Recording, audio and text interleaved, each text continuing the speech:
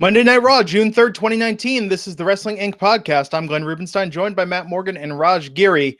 The Undertaker's back. Triple H and Randy Orton had a face-off. Brock Lesnar is singing a new tune, and that tune is Friday. Friday, got to get down on Friday. Don't think I didn't spend the last hour dropping in clips over that Rebecca Black song during Raw. But no, I don't know, Matt. What'd you think tonight? They're building up this Jeddah pay-per-view. They're trying to do some heavy lifting with other stuff in the WWE. How did tonight serve you as a wrestling fan?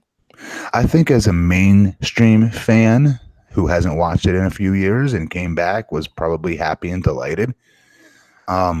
I wasn't. I mean, not to sound, I don't know. I sound so pessimistic all the time, but this didn't do anything for me. I wasn't excited. Yeah, I kind of felt the same way. I thought overall, to your point, as far as like big stars and stuff, you had a lot of that. You had Brock and Undertaker and Triple H and Randy Orton. The guys at WWE are big stars. And, you know, Undertaker is the same old promo, but him saying, "You're next" was kind of cool.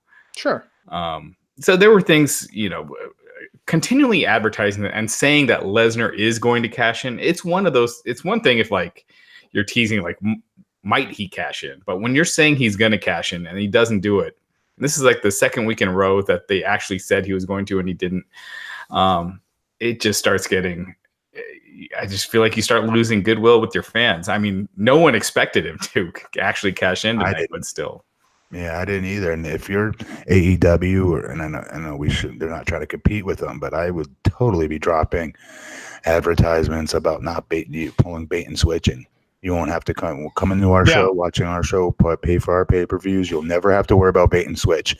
Just that first time pay-per-view that we did with what was supposed to be our main event because Pac pulled out, but we'll digress. Trust is hard to build, man. And, once you lose it, it's tough to get it back. And I think the WWE fans have been so burnt that I don't think anyone really thought Brock was cashing in tonight. And we still go back and watch. That's the thing. And this is what I've heard both companies, both Impact at the time and WWE, say in their front offices and agents as well.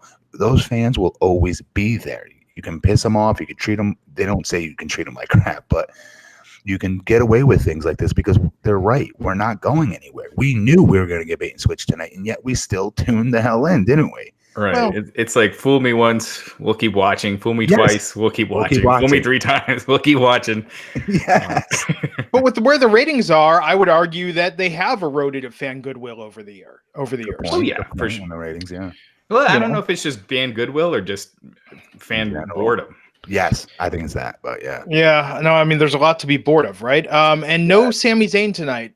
People pointing that out in the chat room. Raj, have you heard anything more? Do you think they're just keeping him off TV to stoke speculation about his AEW name drop last week? I don't know. I haven't heard anything else beyond, people were confused. So there were reports that Vince was mad, whether it seems like a weird thing to work people on. I could see it being, wires getting crossed between creative and Vince and it not making it up to Vince or something. But I mean, that is interesting that Sammy's not there. It also could be because he's not going to be in Saudi Arabia. That's why.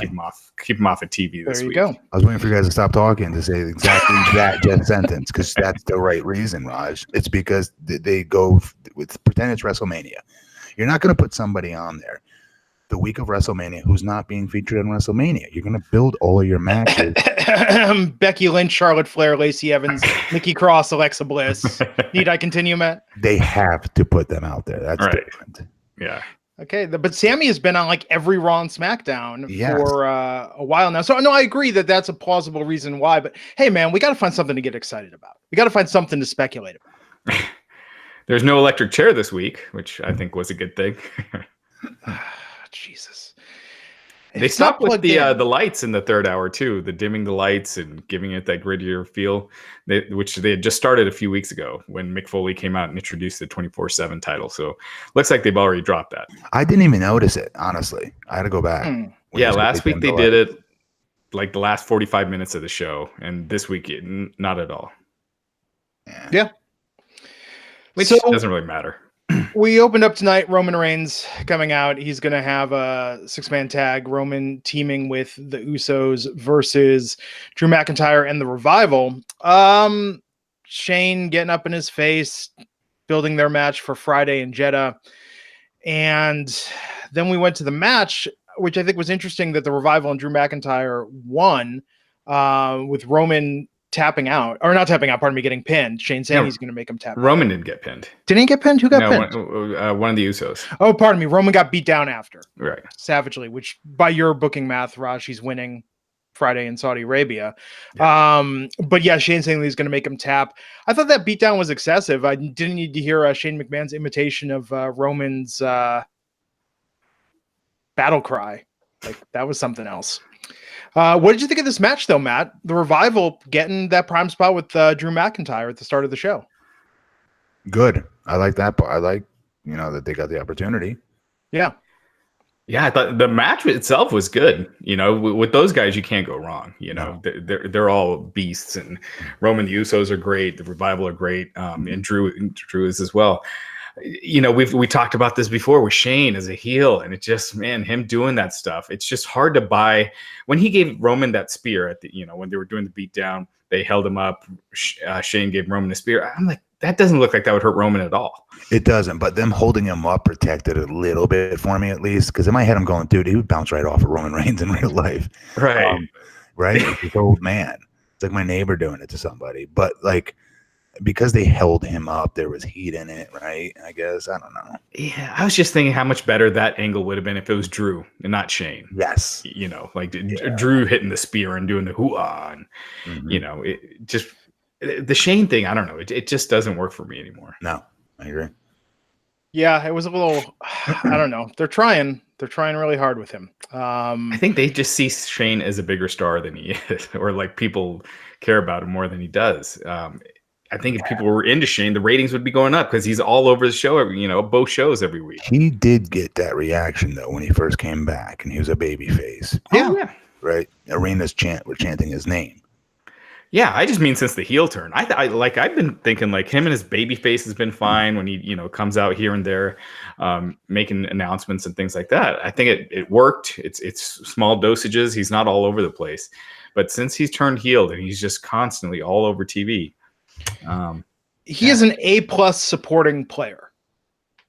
I think have him in a storyline, but don't make him the center of the storyline. Yeah. As a heel, it's just not working. It's just not gelling. Roman getting cheered tonight in Austin, Texas. That was cool. They're chanting for him. Yeah. Good response there. That was nice to see. Matthew McConaughey and Lance Armstrong together in the audience. I thought that was kind of cool. Matthew McConaughey he was on some show with Cena one time. They were like both being interviewed for their respective movies, and McConaughey talked about being a big, world class championship wrestling fan back in the day, and he got thrown out of an arena for throwing tomatoes at Skandar Akbar. So I always thought he was cool in my book after that. Yeah, so the Revival and Drew McIntyre won that opening segment. That's right, Jay got leveled with the Claymore kick and the pin to win. What did we have after that? The Miz coming out there with Seth Rollins. And Matt, how do you think this fared tonight with Rollins again selling it like he's afraid of Brock cashing in? Stupid. Hello, it's the same thing. He's just folks, go back to last week's show and the week before show and the week before that show, the last 3 weeks worth of shows, and you'll get my opinion, because it's the same one. It's the same crap. We have a champion who's not acting like a champion, and is like Brock Lesnar is being built as the number one ace of that entire show. He's the main guy. Yeah, absolutely. You watch this segment, and Brock just came across as the biggest star, right? And Seth is just kind of this kid that really wants to, be able to face him. And prove something to him. It's like, dude, you're the champion. You've beaten him. You don't have. Yeah. If any, you're the only guy there who has absolutely nothing to prove to this guy. Actually, you should be the man. You beat him. You did it. You conquered it. On to the next. That's what Ric Flair wouldn't be out there, just constantly talking about, being afraid of Lex Luger. And could you imagine that? Like, with Steamboat or whomever, right? Yeah. And he goes and he's cutting his promos. He holds on to the championship and it cuts a promo again about trying to chase, Ricky Steamboat or Terry Funk or whomever the hell it is. I mean, could you even imagine trying to impress them? Yeah. And they made, I mean, okay, so they're making Brock into a bigger star, but it's it's really at the expense of these guys. I mean, it's just amazing because we just pulled out of this funk that we were in for such a long time. Well, they don't have to do that. Like, again, Yeah. it's all on Seth. It's all on what they're writing for Seth. There's no reason Brock can't continue to do what he's doing and troll. Right. And I would argue it doesn't make him a bigger star. It just makes him more exciting for those of us that are bored with him. Yeah. He's not going to become more popular because of this in general mainstream. But Seth, it's on Seth. It's on those promos that he's cutting where he's bowing down. It's annoying. Yeah. Him and Kofi, they look like a couple of underneath guys that need a big win from a top guy. Yes. And they should be acting like top guys. And he did it. He beat Brock Lesnar. Right. What the hell? What was the point of all that? I mean, Brock should be obsessed with Seth. Yes. Like Brock, Seth is one of the few guys that have beaten him, and that loss is haunting Brock, and he's just playing mind games with Seth, and Seth is just there waiting for him, and he's just that should be the storyline. Yeah. No, I agree. It's tough. It's tough to watch this. I don't know. I know short term, this is good for ratings, what they're doing, but long term, I think they're digging a deeper hole. They've got even more problems after this. Yeah, I actually think tonight's show will do a good rating. Yeah, which is unfortunate. Right? To your point, Matt, when you go on vacations, one of our enterprising fans needs to make like a Matt Morgan soundboard, because you could just literally phone it in one week, and we could just play like stupid, boring. I'm a big fan of these guys. I could watch them go all day. Just all the classic Matt Morgan drops. We could just not classic, the unclassic show of Raw that I'm forced to watch on a paycheck. Yeah. But I think by them teasing the Lesnar thing, because even if you didn't think that Lesnar is going to cash in, I think enough people were like, but maybe. Let's see where they go with this. They leaned so hard on it, though. What's that? I mean, they seem desperate by doing that same angle the whole show for 3 weeks now. Well, that's what they do. They find something that works, and they think they stumbled upon something, which is dancing Brock, obviously, and they beat the crap out of it. And until you get annoyed with it, it's no longer over. That's what they do. Yeah, and I should point out, when I say the ratings can be good, I mean for what they've been doing. It's going to be up from recent weeks. I think it's going to be decent because Taker was there. I think Taker, and I think the Brock stuff too. Yeah, maybe. Really? You think because they advertise he's cashing in the money in the briefcase, whatever, that there's going to be a better rating? Because I think the third hour won't fall as. I mean, Taker as well, but I think it worked last week to an extent. Last week was a low rating, but the hour 1 to hour 3 drop was not that big. As it usually is. Next. After that, what's his face? Lars Sullivan came out, beat up the Lucha House Party. Lucha House Party ended his standoff. They got a 3-on-1 match at Super Showdown on Friday. Matt, aren't you sad you're missing out on the Super Showdown Friday from Jeddah? No. The equivalent of WrestleMania. No. Or possibly better. It probably might be, but no. Raj, you're going to be on vacation, so it's going to be me and Nick Hausman covering this. Yeah, I'm still planning to watch it if the Wi-Fi is good there. I'll be in Costa Rica. Why? Why would you do this on vacation? I can never totally get away from work. I got to watch it at some point. Do you have to? Where's your sense of patriotism, Glenn? I mean, but see, I'm watching it to criticize it, Matt. So I feel like it is patriotic to be critical. My friend, as an addict, I recognize rationalization when I see it, and that's what you're doing. I'm joking. No, I agree with you. I've got huge issues with their relationship with Saudi Arabia and whatnot there. And if it were like you've said before, if it wasn't for this podcast, I don't think I'd be watching Raw, let alone Jeddah. They would have lost me a while ago. Yeah, it's just bad. It's bad. And Jeddah is going to be tough. I don't know, but people are interested in it. I think it's important to talk about it. And who knows, news might be made. They've made news other times when they've gone to Saudi Arabia, what they do, what they don't do. Yeah, Braun Strowman holding their championship. He's the longest reigning champion in WWE, isn't him, with his Saudi championship? Oh, that's true. His greatest Royal Rumble winner last year. No, I was thinking about when they got in trouble for showing the scantily clad women in the promo and they had to apologize. Like, there's been news that's been made from it before. So I think there is something worth covering. Returning. Yeah, we'll see what they do this time. And there is a Royal Rumble happening.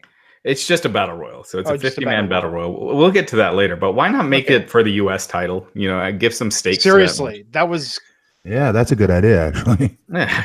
Then you have so many. I mean, there were so many ways you could have gone about it, you know. But to just hand it over, I just thought we'll get to it. 50-man battle royal for the U.S. title in Jeddah, Saudi Arabia. Heads would explode for that. Okay, so back to the show. Yeah, Lars, Lucha House Party, yada, yada, yada.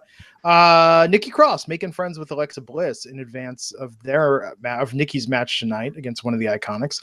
But first, we had Becky Lynch come out, and she was cutting a promo, interrupted by Lacey Evans, interrupted by Charlotte Flair, and then we get the Lacey-Charlotte match that it seemed like they were building towards in this feud.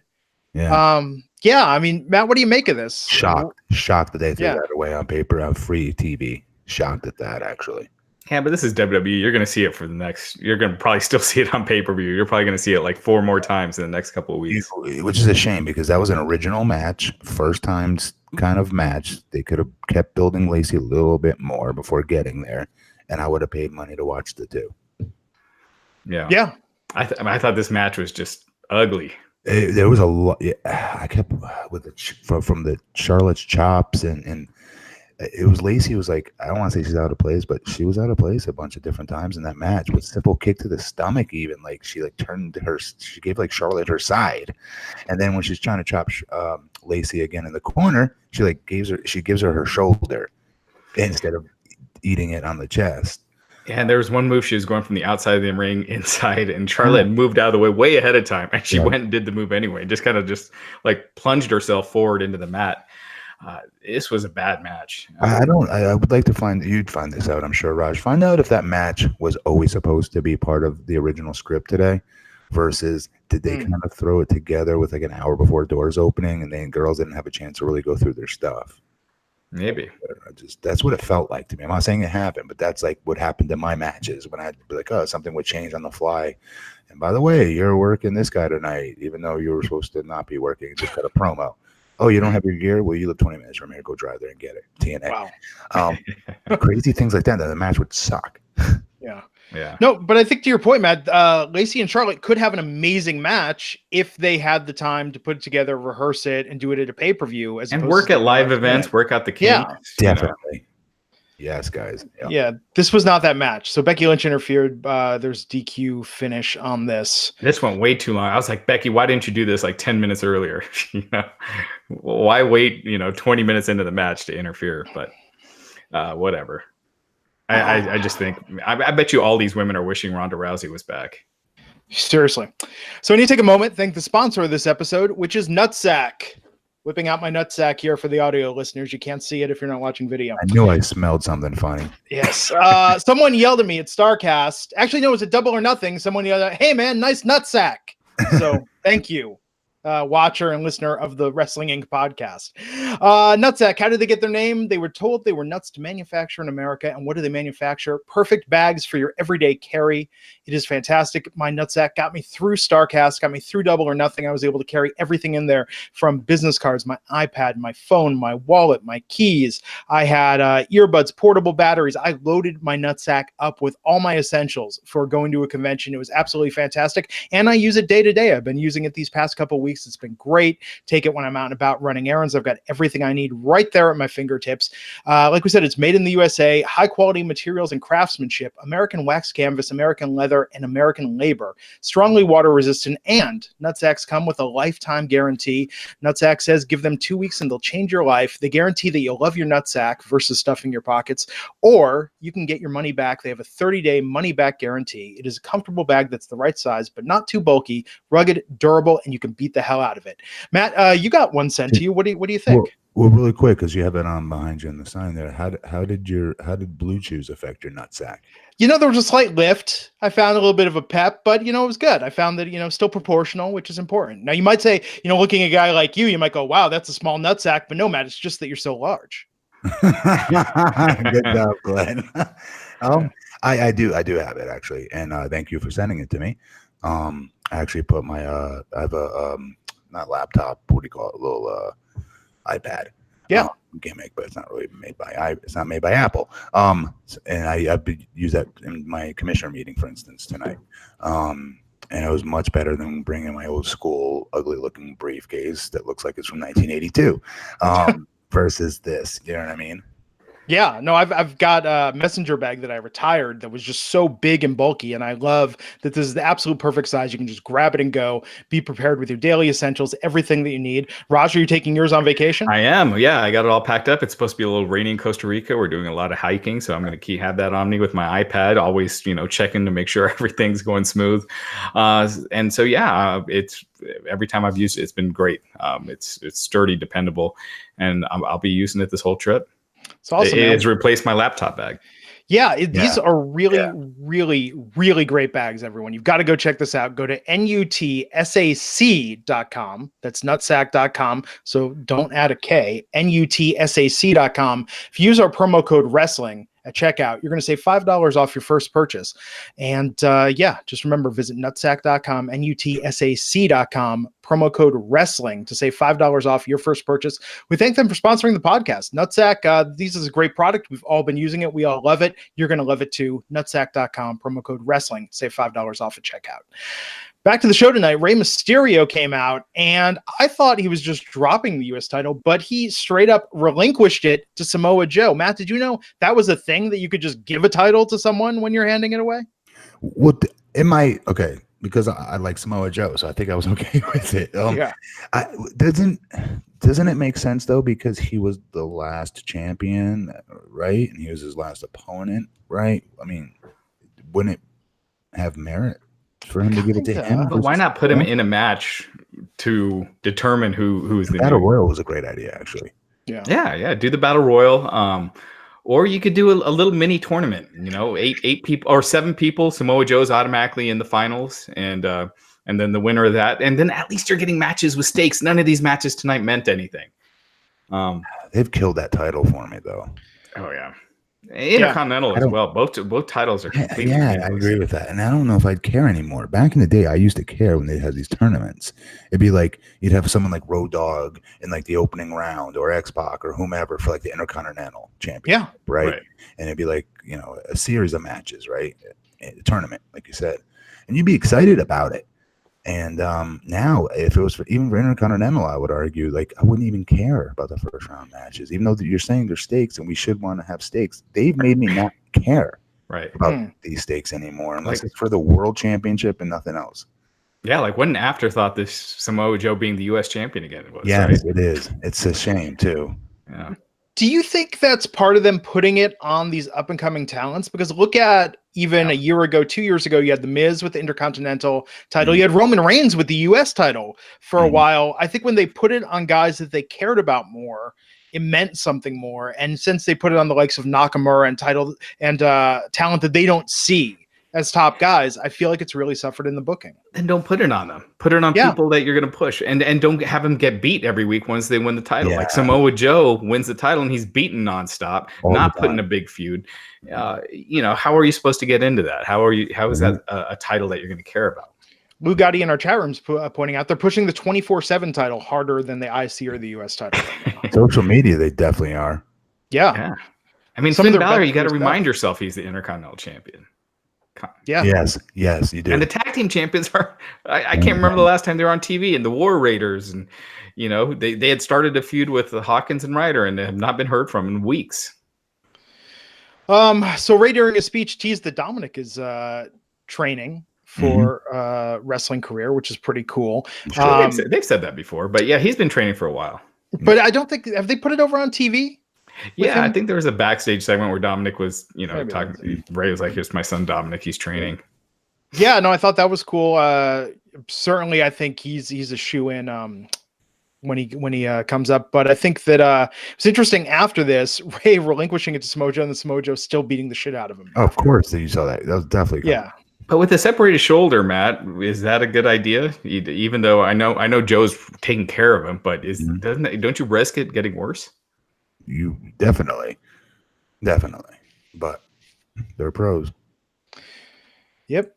Here we go. The arm wrestling match tonight. Braun Strowman versus Bobby Lashley. If you guys didn't see this breaking down the way it did, you're crazy. This was every WWE arm wrestling match ever. Does anyone actually like these? Except I thought the salt in the eye would come before Strowman beat Lashley. Like right as Lashley's about to lose, you do the salt in the eyes. But powder.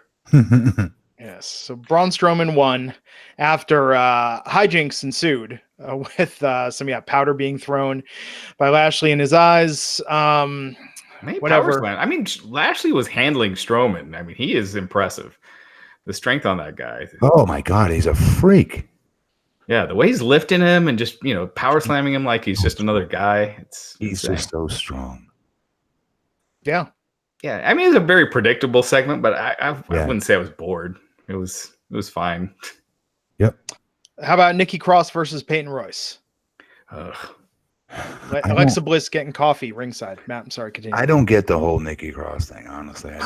I didn't get it when she was by herself, when she was no longer with Sanity. In the group, it was cool. It was different. Without Sanity, I just... I agree. I don't see her as right now as a star with what she's been presented. I think she has shown that she could be. When she was doing the insane gimmick, I thought there was potential there. Yes. But just right now, she's just another person. It kind of wiped out her character, and it sucks for her. I mean, I feel like she has a ton of potential, but right now she's just there. Biting the ropes and doing all the crazy crap she used to do, she drew your attention. She sucked it in out of the entire Sanity group, and Eric Young's one of my better friends.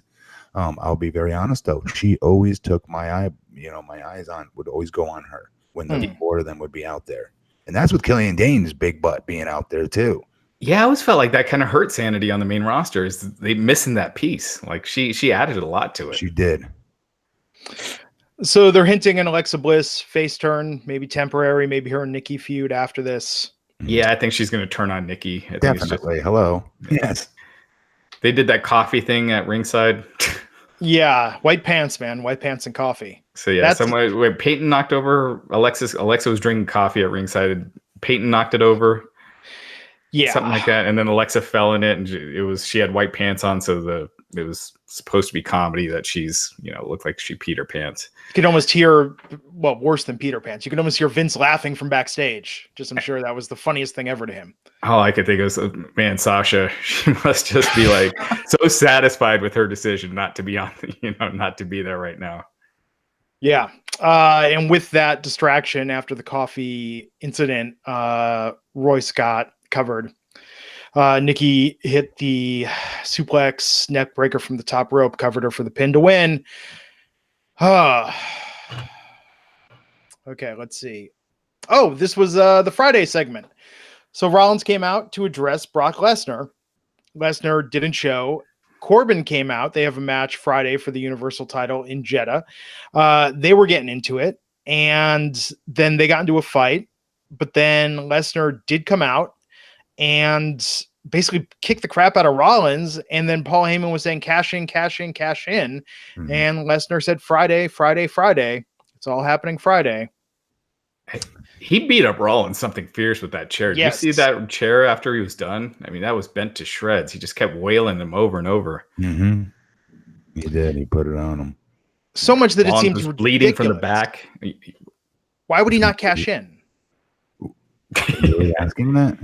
No, I'm just saying I want a little bit of logic. I mean, Matt, why would you wait until, you know what I mean? Like, I understand that they want I'm Brock Lesnar and I'm box office. You ain't getting me for free on this free cheapo show. You have to watch the network and pay your $9.99 to see me. But then why bother beating him down here? Why not beating him down on Friday? Because I can. Yeah, I don't know. I mean, I don't think Brock should be cashing in right now. I'm going to have an injured, hampered opponent in Jeddah, which Glenn loves saying that word. It's not Saudi Arabia. It's Jeddah. Jeddah. Parts unknown. Okay, let's talk about the high point of this episode. Firefly Funhouse. Oh, yeah. Okay. Bray Wyatt talking to a pig named Husky. Huskus. Oh, was it Huskus? Yeah, it was clearly a throwback to his Husky Harris days. Absolutely. And Wyatt explaining how he got in shape. So first we get a devil puppet that looks like Vince McMahon coming out, and then a music video. Like this was full glow in the 80s. Like this was nuts. Yeah, it was out there, but I liked it. I loved This was it. great. I want an entire episode. Just let whoever's doing these promos run Raw one week. His smile and his face is so creepy. Yeah. Isn't it, when he's trying to be like a good guy in the video and like smiling and whatnot, and his eyebrows raising and stuff? It's like it's creepy. And then there'll be that short takeaway where all of a sudden it gets dark for a second. Yeah. I loved it. I thought this was the most entertaining. One of the most. Yeah, this was the most entertaining part of the show. I thought. Yeah. This is probably one of the best things they've done all year. This particular Firefly Fun. And they're gonna run it into the ground. Wow. True. So far, so good. But I wonder how long they can keep it up. Mm-hmm. It's just he had the fanny pack and the Zubas. I mean, It was. If you haven't seen it, if WWE is smart, they should not upload this to YouTube because I agree. or just like a 10-second clip to make you want to watch the show. Yes, it's so true. this was great. But yeah, to your point, Matt, they're going to run into the ground, and two, I think as soon as they bring him back for a match, it's all a question mark. The jig is up because I don't know Yeah. how they're going to do that. I think I'm predicting he'll be heel. I hope I'm wrong, but I don't know how that translates into the ring when the bell rings. I'm curious. Remember, what was it, the House of Horrors match with him and Randy where they were projecting shit on the ring? No, that was WrestleMania. Yeah, that was a WrestleMania, but it was maggots. the House of Horrors. Yeah. Okay, so I didn't hate that, by the way. I know everyone Really? else did. I didn't hate it. I thought the match sucked. The maggots was kind of interesting, I guess, This is but different. Listen, we're so bored by watching this stuff. Again, anything that's different at this point, I'm gonna pop for. Yeah, I agree. And I think that's the key with this, right? Is that as long as they keep changing it up every week and do different stuff with it, it'll be good. As soon as they start making it repetitive, people are going to get bored with it. let's just see where Bray Wyatt is in 6 months. And that because I have no faith right now with WWE creative. There's a lot of times where you see someone come in hot, Ricochet and Aleister Black earlier this year. You'll see people getting these pushes and you're like excited about it. And then it just dies. Yes. Yeah. Triple H came out to talk about Randy Orton. Randy Orton came out and confronted him. Kind of a standard promo. I mean, this was similar to what they did with Batista, a little subdued. It was. I thought this was better than his stuff with Batista. I thought this was. We all know the storyline. Yeah. You know what I mean? And I always think it's pretty cool when you can, pay a little homage to an older angle. Between two former opponents, or two best friends in this case, friends rather, and stablemates in the past. I like this segment for what it's worth. I did too. This was another one of the better parts of the show. I thought I like that they didn't force it too much. It was just them cracking a couple of funny lines to each other, because otherwise it would have just felt like everything else. And this was different. And I liked it. It just felt like they were kind of legitimately laughing, even though they were scripted lines. But I thought it was good. Mm-hmm. Probably the high point being Orton telling Triple H to take his balls out of Stephanie's purse for the match in Saudi Arabia. And yeah, that was a CM Punk. And then Triple H responding something like, "At least I had balls to begin with," or something like that. Yeah. Yeah, we'll see. Ricochet versus Cesaro with a promo finally tonight before their third match against each other. We got those backstage promos. I still don't know what they're feuding over, but what'd you think of the match, Matt? Great. Their matches are always going to be great, but again, they should have done this at the very beginning. But I honestly, guys, think we saw them with the WWE with their pants down, caught with their pants down with the original Cesaro match with him, because Cesaro was just brought over through the draft, if you guys remember, right? Yeah. And I have a feeling like they didn't know what they were doing with him. Yeah. And that's why I was shocked that they gave him a win on top of it versus, a young, really fast rising, we want to call him a rookie or not, but really big superstar, in my opinion, in Ricochet. And it feels just like they're taking it week by week. And that's scary. I always felt like they did not know where they were going with this. Yeah. And I thought this was about as good as a 7-minute match could be. Yes. They're not giving any time, but this match meant nothing. This is the third week in a row they're wrestling. It still means nothing. So what would be a good stake for them? The U.S. title. Like, this was to gain entry into the U.S. title tournament, or anything. The winner of this gets a U.S. title shot, or it's a best of 7 and the winner gets a title shot. They did that with Cesaro and Sheamus, but so now let's play devil's advocate. Let me be WWE here for a second. Well, all you internet fans love to watch AEW and Ring of Honor, not Ring of Honor, but AEW and all these other up and coming promotions where there's no stakes in those matches. They just have great athletes going against each other. There's no championships on the line in some of those, and yet you guys still go out and watch it and you rant and rave about it. Yeah, it's not the same match every week. That would be my argument. Is you can mix them up. You could have Bobby Roode versus Ricochet. And they've done that too. But you know what I mean. They got a bunch of talent. Apollo Crews versus Ricochet. But you don't think this fulfills the wrestling fan that likes to watch 5-star matches, or really? But the same one every week. You know what I mean? Like, that's the thing. Like, I love Flair and Steamboat, but if I saw that 7 weeks in a row, I think I'd be getting sick of it. Well, what's interesting about this is it was after the second match that there was a clip that made the rounds on social media of a match these guys had on the Indies. What was it, like 10 years ago or 8 years ago? Really? Doing some of the same sequences. So tonight in the promos, they referenced that and said, oh, this rivalry, this match, this matchup 10 years in the making or something like that. So to your point about them having their pants down, Matt, it's like they're taking cues from what people are saying online to try and give something to this match, to give it some sort of perspective. That part was cool.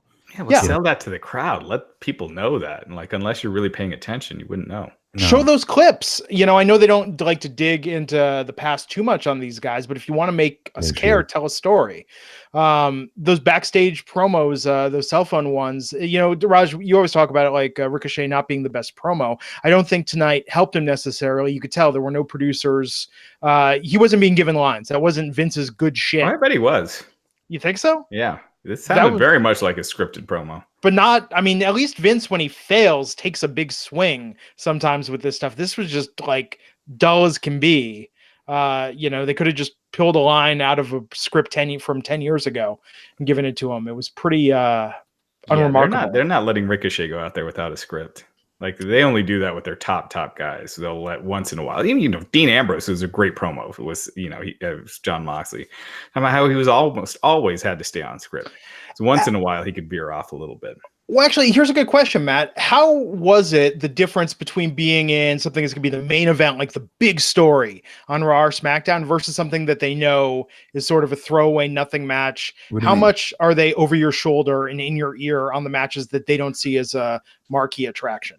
What do you mean by that? Who's that? Well, so the creative backstage. So if you're doing something that's a big story, really, just as much. You have different agents that handle each match, and I would say each level of match. So like Johnny Ace used to handle like the main event, which is hilarious.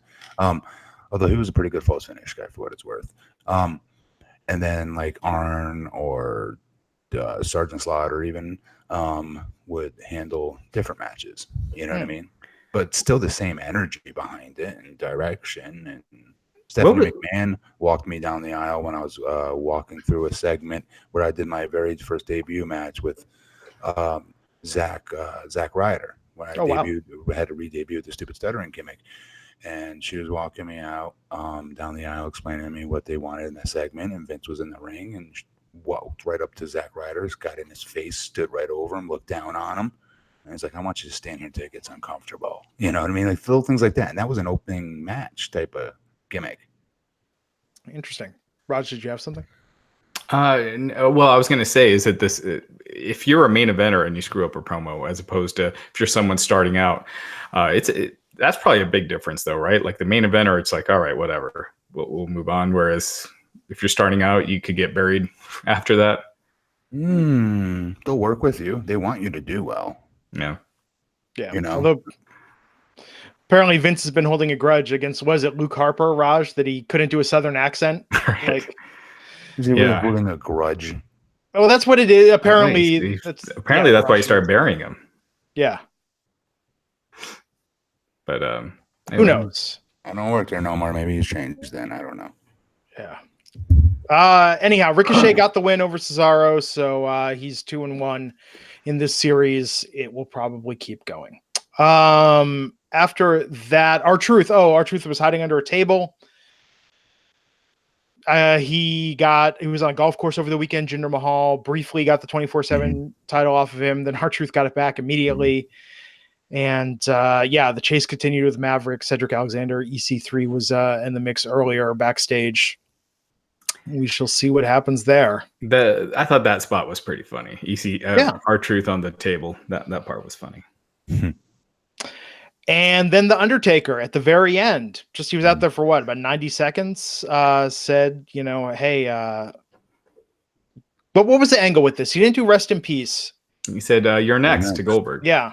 He said he wants that killer Goldberg, not the nice family guy that we've been seeing for a while. He wants to see that old school badass Goldberg, and finished by saying, Goldberg, you're next. So, I thought it was I thought that was better than, I'm going to take your soul and your soul will be claimed. And, thought this is better.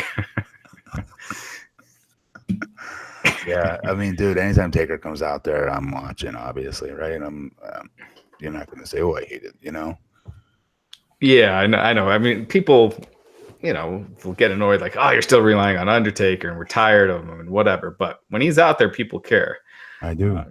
That's not a bathroom break.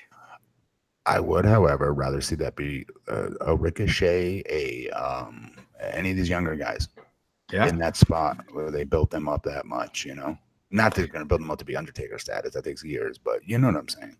I was going to tell you were going to say in a match. I was going to say Ricochet versus Undertaker. I am strangely curious to see what that match would look like. Or you have Undertaker against like Aleister Black. You build someone new. Would be awesome. That would be awesome as well. And have Aleister Black go over. You build a new star. Yeah. Megastar, that moment that happens. Yeah. Megastar. Yeah. So that was Raw tonight. SmackDown tomorrow. It's going to have an appearance by Goldberg. First time on SmackDown. Now you know what I mean? I'm going to be excited for that, actually. Yeah. SmackDown's only 2 hours long, too. So I'm kind of looking forward to that. I think it'll be a better pace, like usual. And then Friday. Oh, boy. Anyhow, what else is going on in the world of wrestling, Raj? It's kind of been a slow week. A lot more Jon Moxley interviews, as we've talked about. He kind of went into detail about his match with Brock at WrestleMania and how he tried to get them to do something, and Brock would not go to any of the meetings, didn't care, and they finally met like a couple hours before the show went on the air to discuss the match. So a lot more. Can you hear any of them besides Jericho's? Or are they all written out? Yeah, no, they're all available online. Yeah, cool. The one with the Brock Lesnar stuff is on the latest Wade Keller podcast. So that's on Torch. Yeah. So and there's a half an hour one on a podcast called Flip the Strip, which I guess is a Las Vegas radio show he did like a half an hour interview on. Yeah. So the only other thing, there was a weird incident over the weekend where a fan said that he was at an ROH show on, I think it was Saturday night, or it was over the weekend. And he was chanting some stuff at Allure, Mandy Leon and Velvet Sky. Apparently, who knows what he said, but Velvet Sky and Mandy got pissed off, and Mandy spit on him. Later during the show, they came back out again. They had the Velvet Sky and this fan had an exchange. And that led to later in the show, security came, grabbed the fan, took him to the back, and they kept him to the back for a while. And then Bully Ray showed up. And then Bully Ray basically told the fan, to respect the women on the show. And then basically said, that's it. All right, go out and be a fan. A lot of people felt like this was inappropriate, that, it's intimidating a fan. No, I'll tell you what's inappropriate. What I thought you were going to go with this story, that Bully Ray hemmed him up against the wall and said, that's my, fiance over there. Slow your roll, or something crazy like that. But for him to just say, hey, like at the end of the day, because he, in certain regard, he's right. Yes, you're there as a fan. You should be able to chant, yell, whatever. But we're in a different day and age right now. with the Me Too movement and things like that moving on, that's universal. Wrestling is not safe from that, if you will. Do you know what I'm saying? Like, you just need to be mindful. If they were saying something that had nothing to do with wrestling and they cursed out a woman and said certain things, you got to be mindful of that. I was a fan, and when Moolah came out, I never would think in 1,000 years to call you the "see you next Tuesday" word. Or Yeah. I'm not saying the fan said that, but in my head, that's like one of the worst things you can call a female, obviously.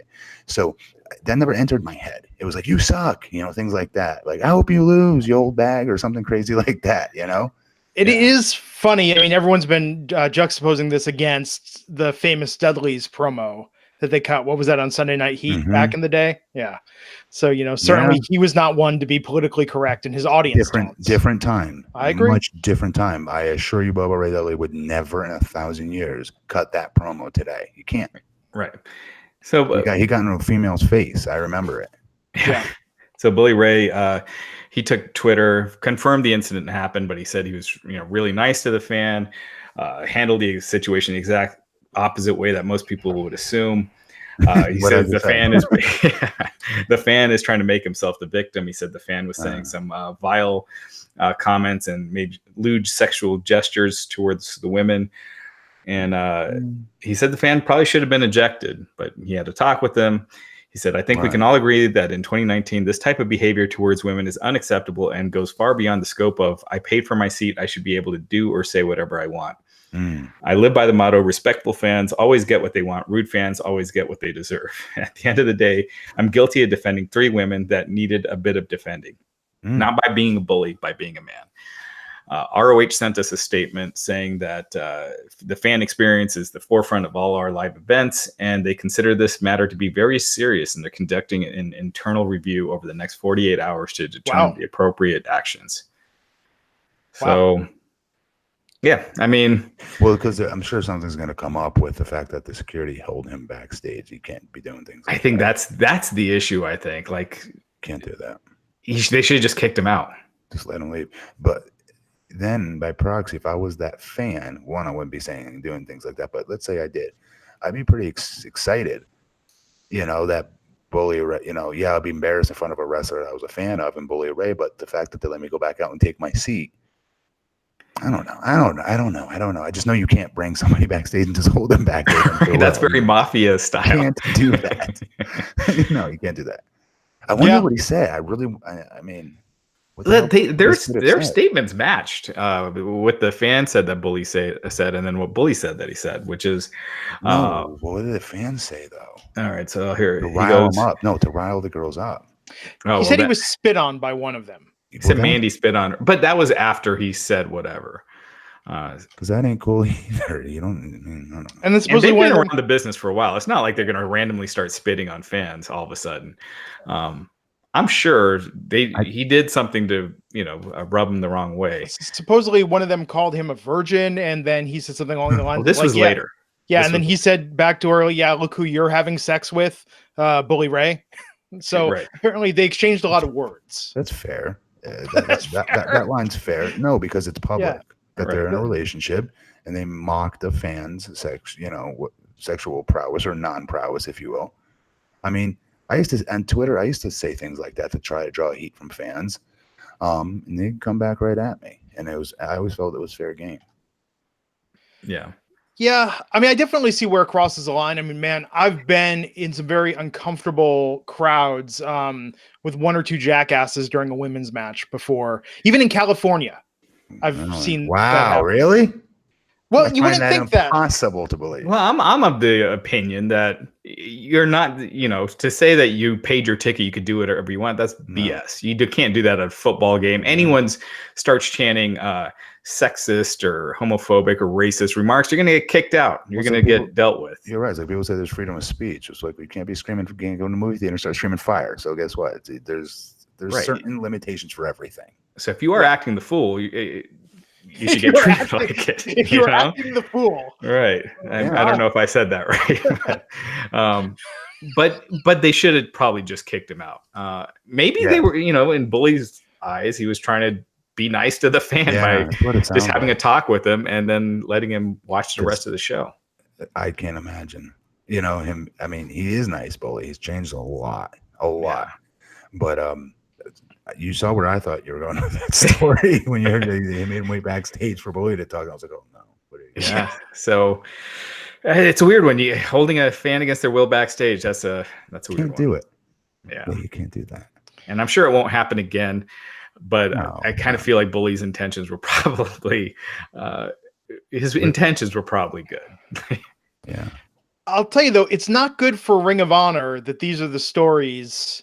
Like, this is what's getting attention from Ring of Honor. Ring of Honor is not even being spoken about. No, the Enzo and Cass thing, like, it's all they need something to get a buzz. Yeah. Mm-hmm. And this is not the kind of stuff they want to get a buzz. But yeah. Is it just that Sinclair never put real money into them that kept them from breaking through? Because they've had all the talent and all the opportunities. Why didn't they pull an AEW before AEW? Yeah. I mean, it was never given that kind of a priority. Kind of crazy. That's costing. Yeah.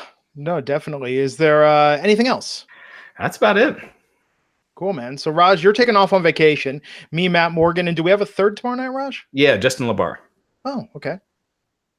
God, you're going to put me on with Glenn and Justin? It's going to take 5 hours. I think Justin's faster than I am.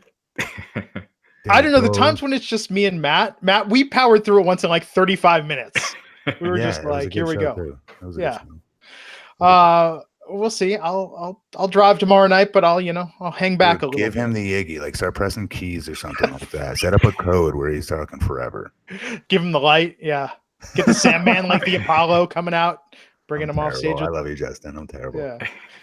And then Friday, me and Nick talking Jeddah. Oh, it's going to be great. Matt Morgan, what do you want to plug before we take this home? Nada. There you go. Raj, what's coming up on the site? The usual, I hate saying it every week. So we got a bunch of big interviews coming up, including one with a top level WWE star. So stay tuned. There you have it. I'm Glenn Rubenstein. You can find me on Twitter at Glenn Rubenstein. Greatly appreciate a follow where I live tweet along with WWE programming. And until next time, we will catch you back here on the Wrestling Inc. podcast. Take care.